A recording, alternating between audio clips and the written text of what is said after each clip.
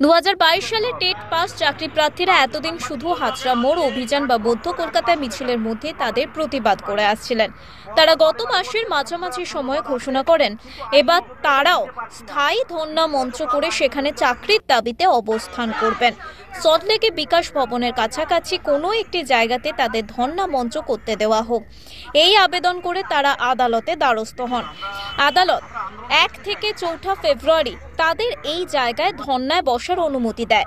সেই মতো বৃহস্পতিবার করুণাময়ী বাস টার্মিনাস থেকে মিছিল করে আন্দোলনকারীরা ধর্না মঞ্চে আসেন এবং বিক্ষোভে সামিল হন।